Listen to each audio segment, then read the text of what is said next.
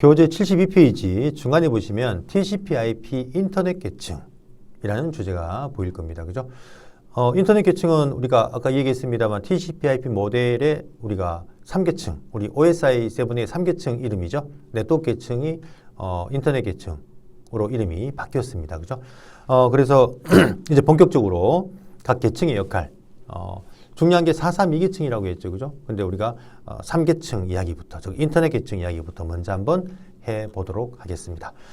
뭐를 얘기를 하려고 하느냐? 결론적으로 3계층 가면 우리가 앞에서 이야기했습니다만 세 가지 단어를 좀 떠올렸죠. 3계층 가면 장비가 뭐예요? 라우트. 맞죠? 예. 그 다음에 역할은 뭐였습니까? 경로 결정. 어떤 주소를 가지고? IP 주소를 가지고.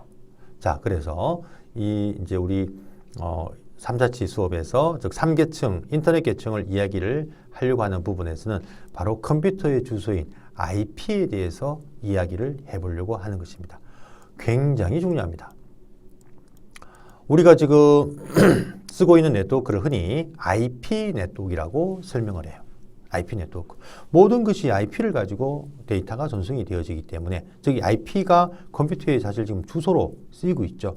여러분 우리 집집마다 편지란 데이터가 정확히 우리가 도달하기 위해서는 즉 배달되기 위해서는 집집마다 주소가 다 있지 않습니까? 고유한 주소가. 우리 컴퓨터도 마찬가지입니다. 우리 모든 컴퓨터는 고유한 주소를 가지고 있는데 그 주소를 갖다 뭐라 하느냐? 바로 IP라고 이야기를 하고 이 IP는 인터넷 프로토콜. 아까 제가 그 와이샤크를 캡처해가 잠깐 보여줬습니다만 인터넷 프로토콜의 약자입니다. 그래서 이 IP가 컴퓨터 주소로 사용되기 때문에 이 컴퓨터의 주소를 갖다가 모르고서는 우리가 네트워크를 이해할 수가 없습니다. 그러니까 굉장히 중요한 부분의 이야기를 좀 하려고 합니다. 우리 IP는 그럼 설명한 같이 모든 컴퓨터, 모든 네트워크 디바이스 등등 모든 주변기기, 프린터, 그죠? 또 우리 집에 있는 공유기도 마찬가지입니다. 예, 무슨 공유기, 무슨 AP부터 해서 모든 네트워크 디바이스에 이 IP를 가지게 해야 되고요. 예, 가지게 한다는 무슨 말인가? 관리자, 우리 네트워크 엔지니어가 IP를 수동으로, 즉 주소를 수동으로 세팅해 주든지 아니면 자동으로 주소를 받게 해 주든지 그 작업을 해야 된다라는 것을 의미하는 부분이고요. 이 IP를 가지고 결론적으로 통신을 한다는 이야기죠. 통신을. 그래서 이 IP에 대한 개념을 우리가 정확하게 한번 잡아보도록 하는 수업을 진행하도록 하겠습니다. 이 IP는 뒤에 보시면 이 클래스라고 해서 우리 5개 클래스로 우리가 분류가 되어지는데요. 좀 이따 잠시 한번 우리가 다시 그림을 보고 설명을 좀 하고요. 또 이 IP를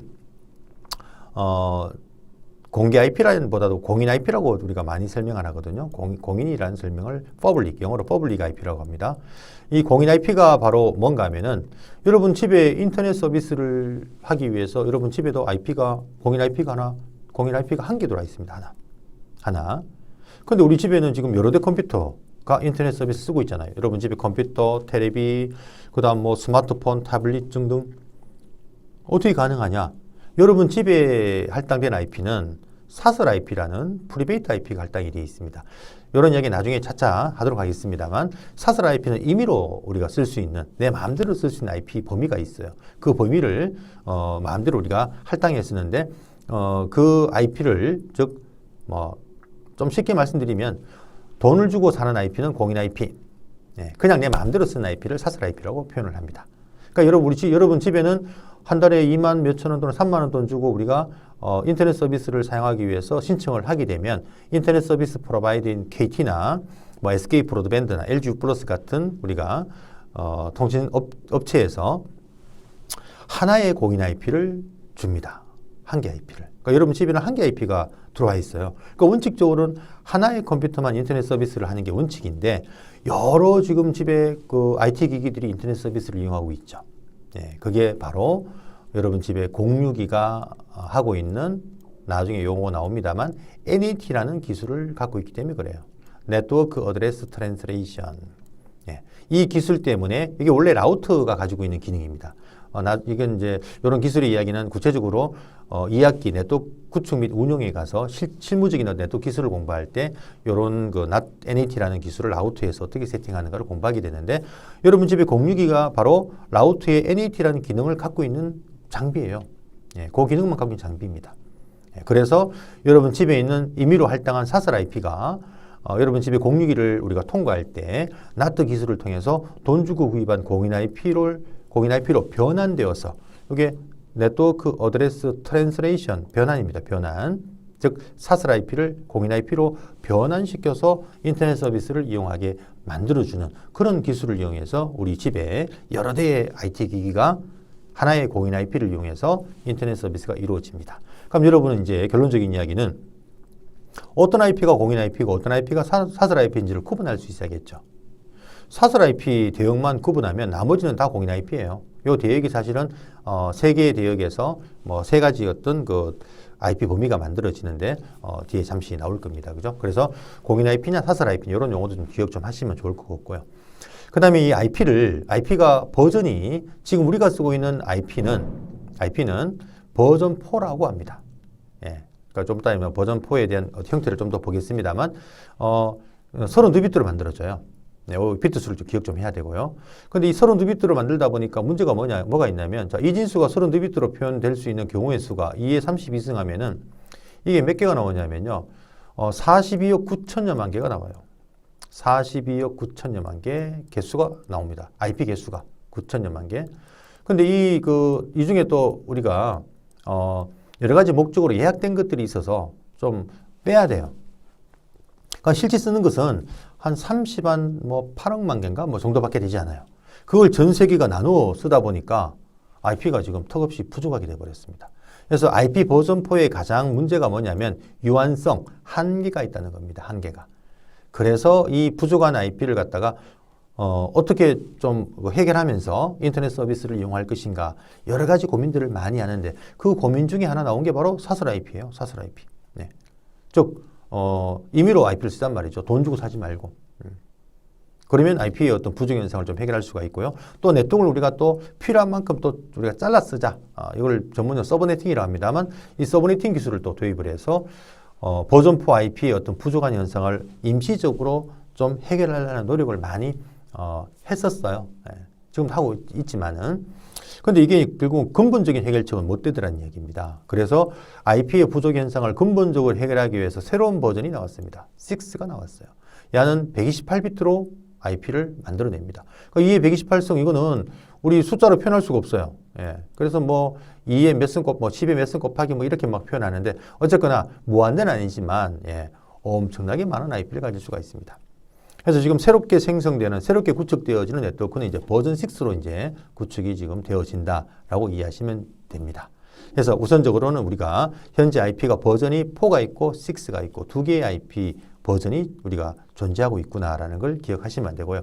근데 아직도 일반적으로는 버전 4, 요 네트워크를 이제 먼저 이해를 하셔야 되고요. 버전 6는 나중에 네트워크 구축 운영이라는 또 우리가 2학기 수업에서 여기에 또 한번 다루실 겁니다. 자, 이 얘기가 그죠? 금방 설명한 이야기가 나오네요. 자, 그래서 좀 더 IP를 구체적으로 우리가 알아보자면, 여러분 교재 73페이지 보면 이게 IP 헤더입니다. 즉 3계층 헤더예요. 우리 OSI 7계층 이야기할 때 3계층의 IP가 적힌다라고 했죠, 그죠?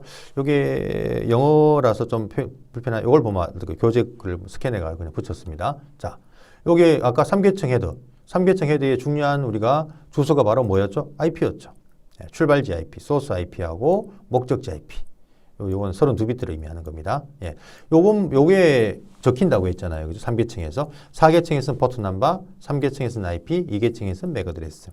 하지만 그 외에도 3계층에 대한 많은 정보가 적힙니다.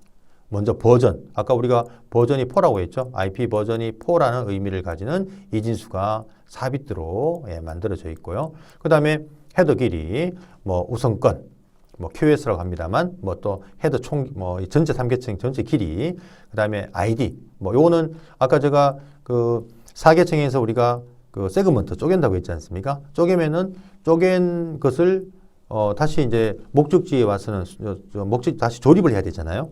그 조립을 할 때 위치 번호를 가지게 만들어 줍니다. 그래야만 정상적인 파일을 만들 수 있겠죠. 그죠? 예. 그런 어떤 필드가 보여지고 있고요. TTL 필드가 보이고 있고요. 예. 그러니까 여기서 우리가 좀 기억해야 할 필드는 요거 하고요.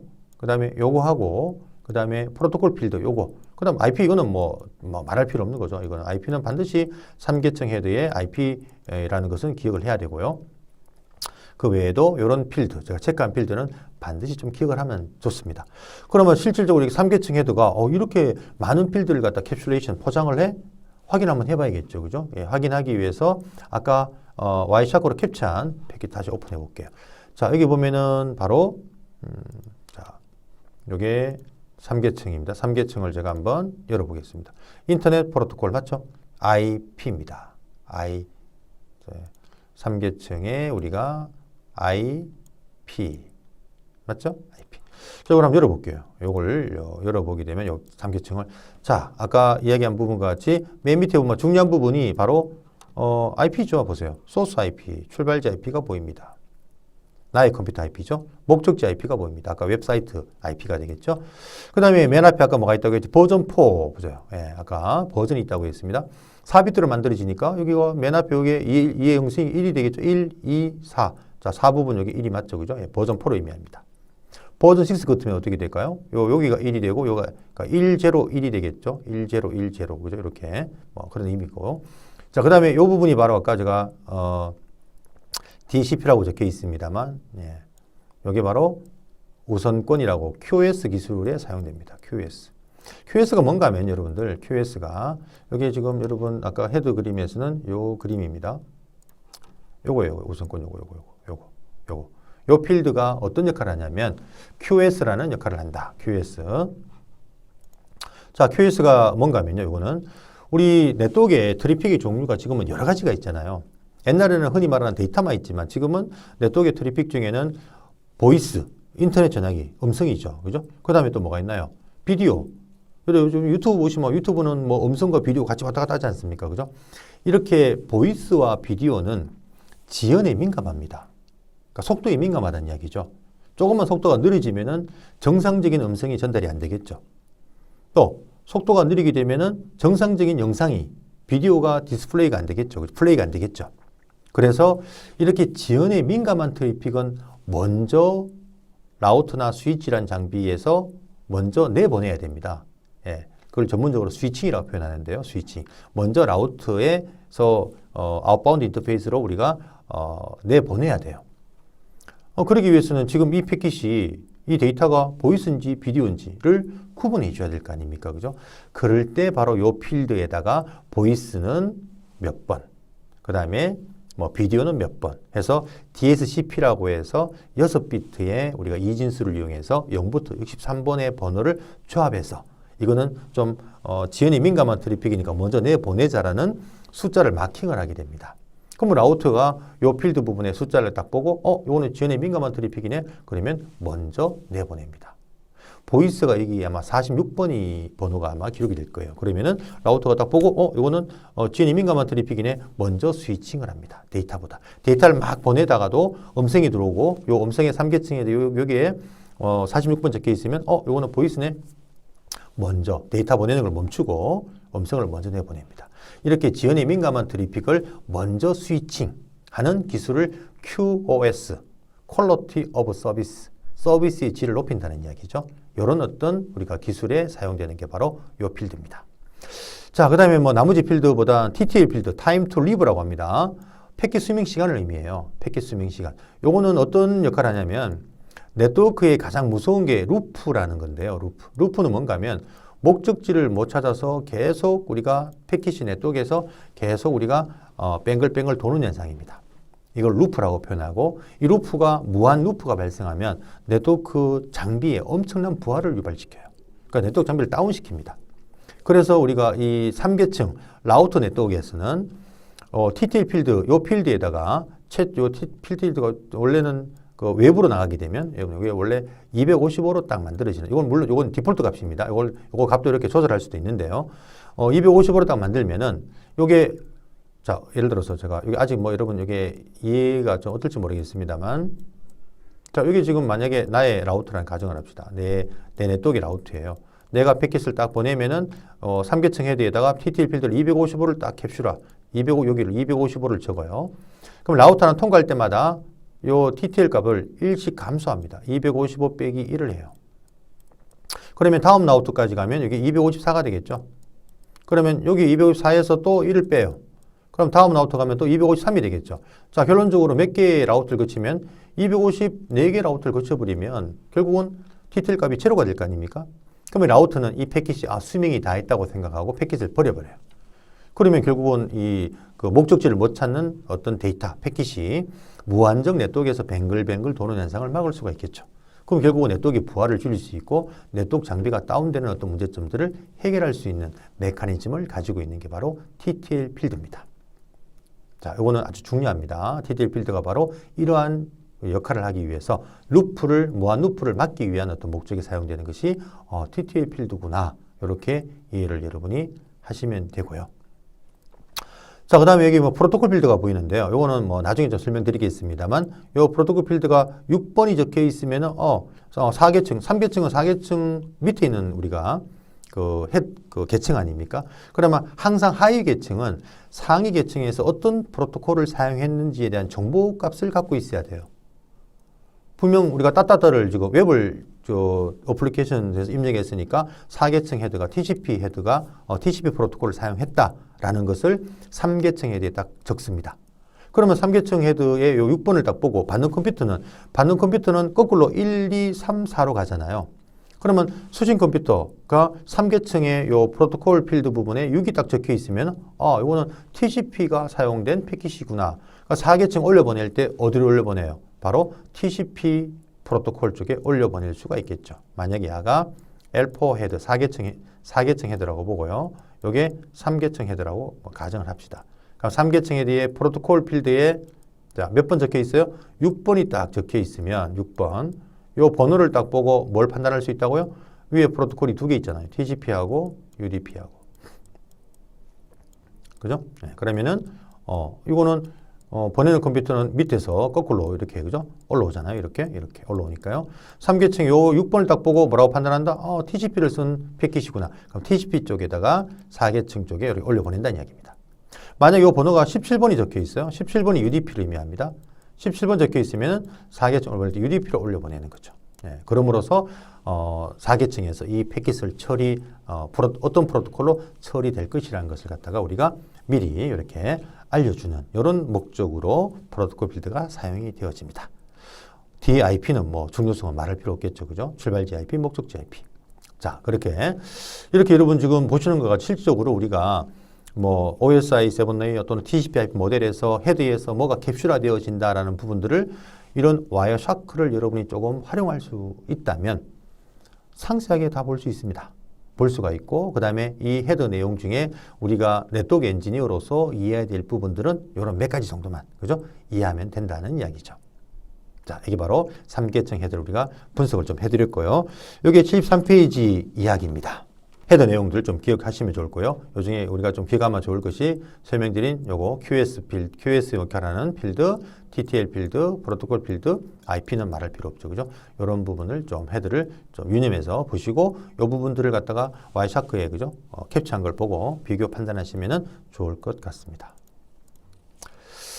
자, 그 다음에 그림이 여러분 14페이지 보면 요 그림이 보인다. 그죠? 요거는 라우트 그림이죠. 우리 나중에 라우트를 직접 한번 시뮬레이션을 가지고 한번 또 세팅을 해볼 거예요. 제가 요것도 나중에 그죠? 우리가 한번 셋업 해보겠습니다만 시스코 패킷 트레이스라는 이런 시뮬레이션이 있습니다.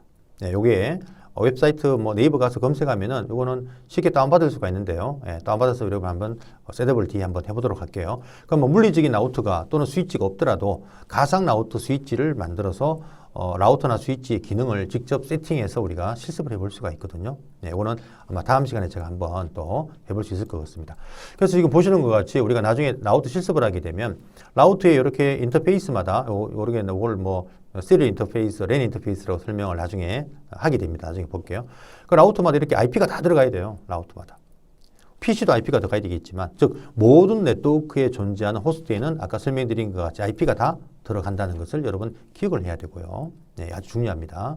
자, 그래서 이 IP를 집어넣음으로써 나중에 라우터의 역할들을 우리가 또 만들어낼 수가 있는데 74페이지 보시면 아주 중요한 지금 단어가 보입니다. 용어가 문장이 보여요. 셋째 줄에 보게 되면요. 74페이지에 IP 주소는 계층적이며 이는 두 부분으로 구성된다라는 설명을 지금 하고 있거든요. 여기도 지금 부분 좀 이렇게 좀 풀이 났네요. 그래서 두 개의 지금 점으로 된 부분이 순서상 상위, 즉 좌측이네요. 좌자인데 잘못 적었네요. 좌측. 좌측에 있는 비트가 바로 네트워크 주소를 의미하는 것이고 순서상 하위, 즉 IP의 우측에 있는 걸 말합니다. 이걸 호스트 주소라고 한다. 자, 이 굉장히 중요합니다. 제가 그 네트워크를 처음에 개념을 설명할 때, 그죠? 오픈 시스템 설명할 때 우편 번호도 어떻게 돼 있다고 했죠? 계층적인 설계가 돼 있다. 왼쪽은 큰 지역, 오른쪽은 작은 지역.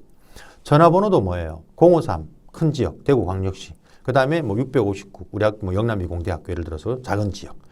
이렇게 지역이 우리가 계층적인 설계가 돼 있다고 했죠. IP도 바로 계층적인 설계로 되어져 있는데 기본적으로 2계층 구조로 되어져 있습니다.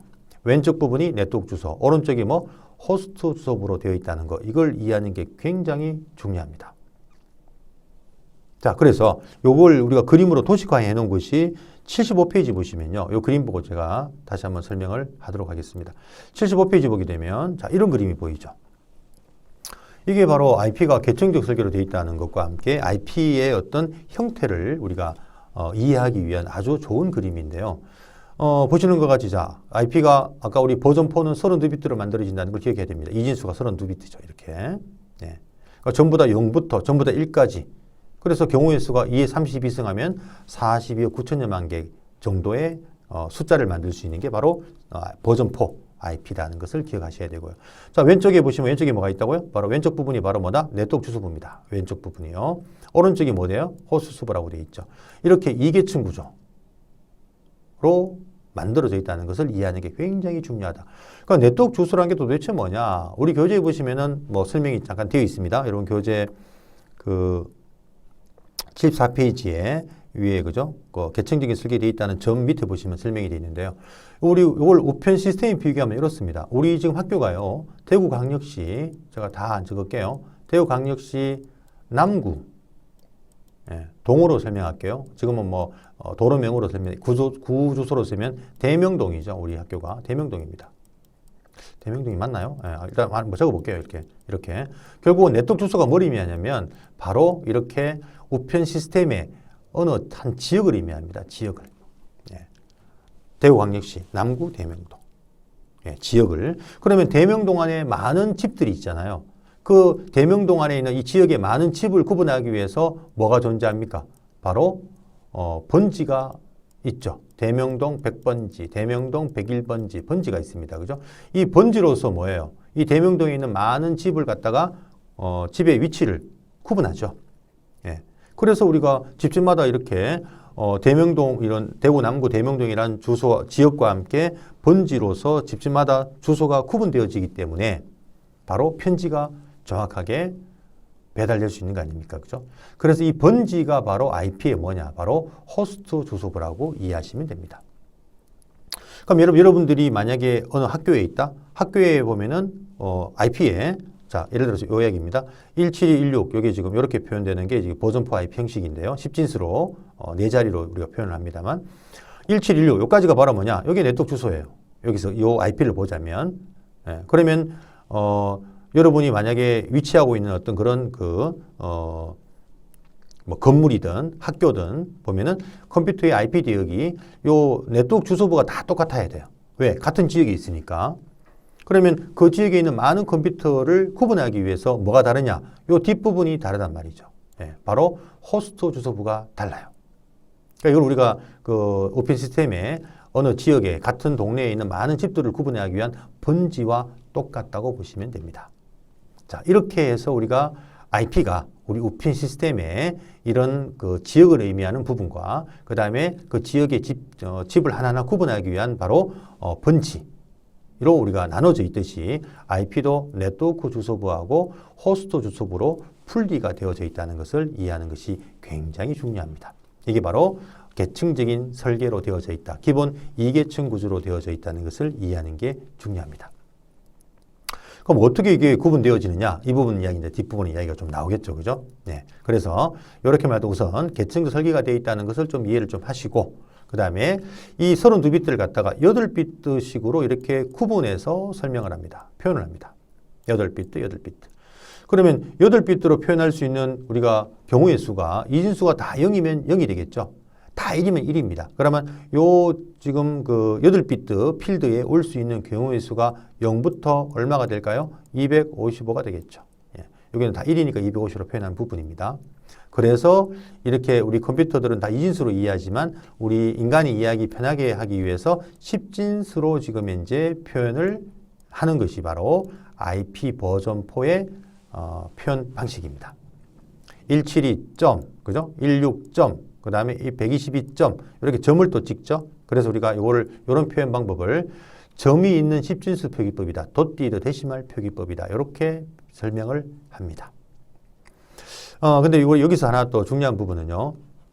하나의 지금 필드가 8개 필드로 표현을 하고 있는, 이걸 우리 네트워크에서는요, 8비트를 금방 제가 필드라고 표현했는데요. 이 필드라는 표현은 우리가 버전 6에서 좀 표현하는 표현이고, 버전 4에서는 이 8비트를 옥텟이랍니다.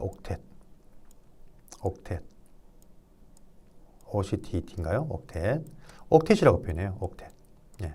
뒤에 표현 나올 겁니다. 그러니까 첫 번째 옥텟, 두 번째 옥텟, 세 번째 옥텟, 네 번째 옥텟. 그러니까 버전 4 IP를 4개 옥텟으로 되어져야 돼요. 이렇게 표현을 하고, 우리 교재에 보시면 옥텟이라는 단어가 지금 나오죠. 74페이지 하단에 밑에서 세 번째 줄 끝에 보시게 되면 옥텟이라는 표현을 써요. 예, 나옵니다. 이 표현을 많이 쓰거든요.